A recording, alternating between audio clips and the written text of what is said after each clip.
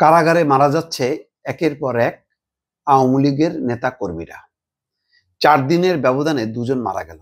এর আগেও কিন্তু মারা গেছে। এর আগে তো আমরা দেখলাম যে শিল্পমন্ত্রী নুরুল মজিদ হুমায়ুনের করুণ মৃত্যু, যখন তিনি মারা যান তখনও তার হাত কড়া পড়া ছিল, ডান্ডা বেরি পড়া ছিল। এই ঘটনাগুলো বা এই দৃশ্যগুলো এটা কিন্তু কোনোভাবেই সমর্থনযোগ্য না, অত্যন্ত নিন্দনীয়। কেন পূর্বের যে ঘটনাগুলো ঘটেছে, যে আওয়ামী লীগ আমলে তখন মানবাধিকার কর্মী, বিভিন্ন শিল্পী, সাহিত্যিক, ওই যে লেখক মুশতাকের মৃত্যু, আরো অনেকের মৃত্যু, আমার সবার নাম মনে নেই, এই ঘটনাগুলো যখন ঘটতো তখন আমরা তো তীব্র প্রতিবাদ করেছি, বলেছি যে তাদেরকে সুচিকিৎসা দেওয়া হয়নি, যার কারণে এই মৃত্যু। আজকে যখন 1 ঘন্টা আগের যে খবর, দেখেন কারাবন্দী আওয়ামী লীগ নেতার মৃত্যু, আর তার ঠিক 23শে নভেম্বর, 4 দিন আগের ঘটনা কি, গাইবান্ধায় কারাগারে নেওয়ার পর অসুস্থ আওয়ামী লীগ নেতা পরে মৃত্যু। তাহলে 1 ঘন্টা আগের যে ঘটনাটা, সেটা কি ঘটলো, যেটা খবরে আসছে, সুলতান মিয়ার টাঙ্গাইল জেলা কারাগারে বন্দী মির্জাপুর উপজেলার গোড়াই ইউনিয়ন পূর্ব আওয়ামী লীগের 3 নম্বর ওয়ার্ডের সাবেক সাধারণ সম্পাদক সুলতান মিয়ার মৃত্যু হয়েছে। বুধবার রাতে বুকে ব্যথা অনুভব করলে তাকে হাসপাতালে নেওয়া হয়, পরে সেখানে চিকিৎসাধীন অবস্থায় রাত 11টার দিকে তিনি মারা যান। এই ঘটনাটার পাশাপাশি 23শে নভেম্বরের গাইবান্ধা গোবিন্দগঞ্জ উপজেলার বিএনপি কার্যালয় ভাঙচুর মামলায় গ্রেপ্তার হয়েছিলেন তারিক রিফাত 55 নামে স্থানীয় এক আওয়ামী লীগ নেতা। রোববার বিকাল 4টার দিকে তাকে জেলা কারাগারে আনা হয়। কারাগারে নেওয়ার কিছুক্ষণ পরেই রিফাত অসুস্থ হয়ে পড়েন। সঙ্গে সঙ্গে গাইবান্ধা জেনারেল হাসপাতালে নেওয়া হলে চিকিৎসক তাকে মৃত ঘোষণা করেন।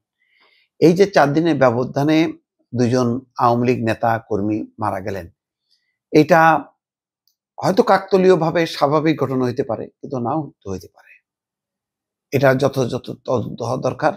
এবং একটা জিনিস মনে রাখা দরকার, আমরা যত বিরোধিতাই করি রাজনৈতিকভাবে, কারোর মৃত্যু কামনা করতে পারি না। অস্বাভাবিক কোনো মৃত্যু হতে পারে না, অমানবিক কোনো মৃত্যু হতে পারে না। যদি কেউ অপরাধ করে থাকে তাহলে আইন অনুযায়ী তার শাস্তি দেন, কিন্তু এই যে রিমান্ডে থাকা অবস্থায় মৃত্যু, হাসপাতালে নেওয়ার পথে মৃত্যু, এবং কোন এই যে এবং অস্বীকার করা যে না আমাদের কোনো দায়িত্ব নেই, এইভাবেই তিনি ব্যথা নিয়ে এসছেন, পরে মারা গেছে।